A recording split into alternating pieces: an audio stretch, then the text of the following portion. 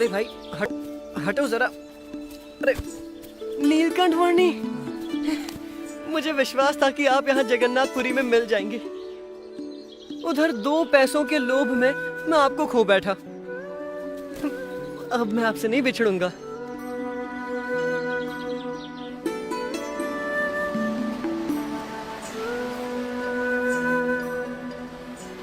जगन्नाथपुरी की भूमि और जगन्नाथपुरी का समुद्र नीलकंठ वर्णी के संग से पावन हो चुके थे, तो फिर जगन्नाथपुरी के राजा कैसे रह जाते।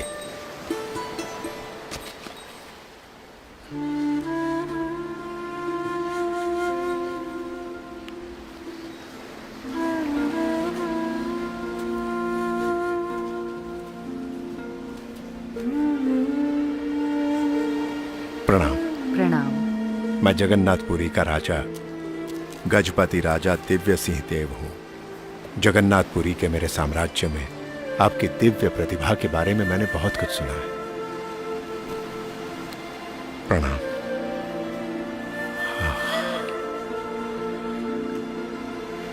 दिव्य, अति दिव्य। आप तो दिव्य अति दिव्य हैं। आप तो सच्चित आनंद स्वरूप हैं। प्रभु, मेरी प्रार्थना है कि इस वर्ष के रथ यात्रा उत्सव में आपकी विशेष उपस्थिति हो, जी, जिससे समग्र जगन्नाथपुरी के वासियों को आपके दर्शन का सौभाग्य मिले, जी। और रथ यात्रा उत्सव के पश्चात भी आप यहां जगन्नाथपुरी में ही बसे रहें। धन्यवाद प्रभु, धन्यवाद।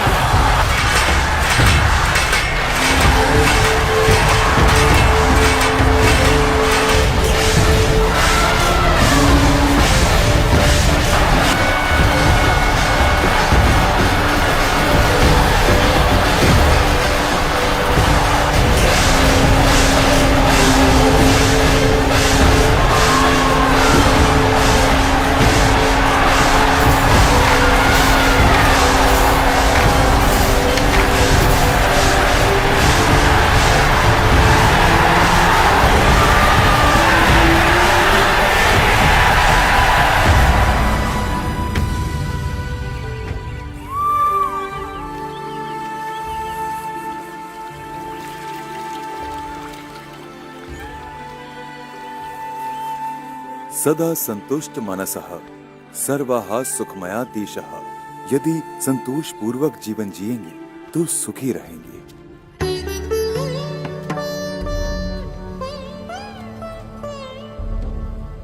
राजधर्म तो आपका लौकिक कर्तव्य है, पर आपके आत्म कल्याण के लिए आपको सनातन धर्म के मूल्यों को अपनाना पड़ेगा।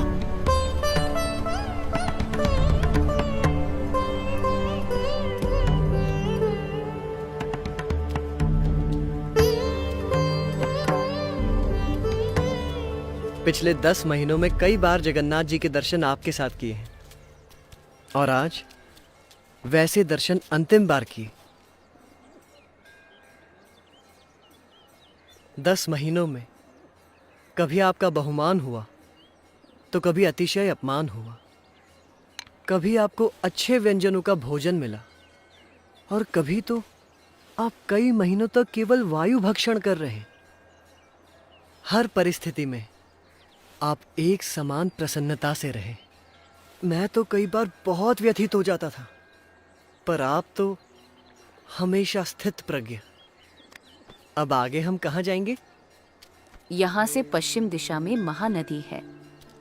उसे पार करके हम आदिकूर्म, पन्ना नृसिंह, मानसपुर आदि से होते हुए दक्षिण भारत में वेंकटाद्रि चलेंगे। उड़ीसा प्रदेश को लांघते हुए नीलकंठ वर्णी ने अपनी कल्याण यात्रा को आगे बढ़ाया आंध्र प्रदेश में।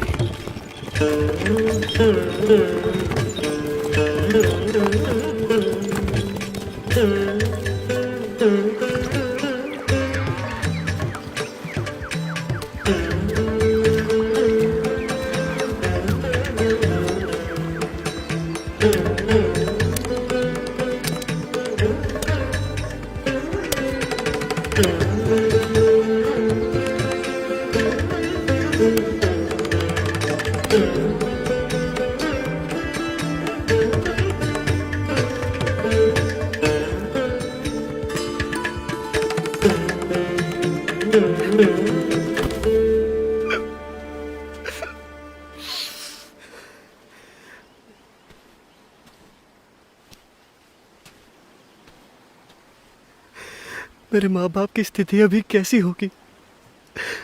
मेरा मन हमेशा उनकी चिंता में लगा रहता है। चलो चलो हम घर वापस चलते हैं।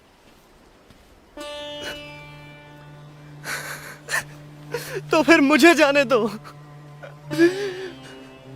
उनके देहांत तक मैं उनकी सेवा करूंगा और बाद में आपके पास आ जाऊंगा।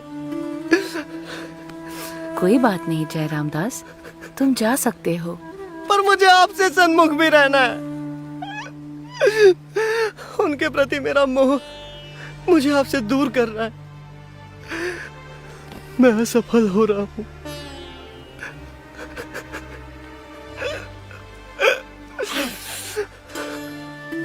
अहम और ममत्व रूपी माया का त्याग करना कोई सरल खेल नहीं है जो तुम ऐसे ही खेल लेते, पर तुमने प्रयास तो किया।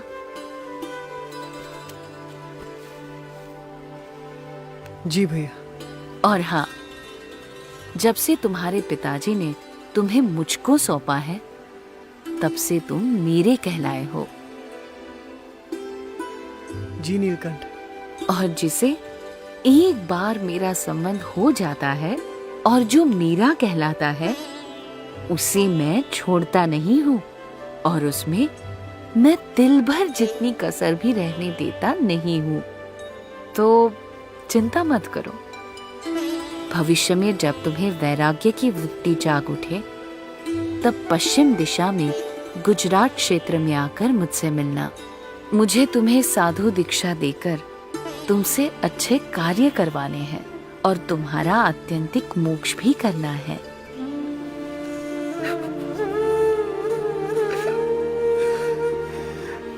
प्रणाम। प्रणाम। मुझे भूलिएगा मत।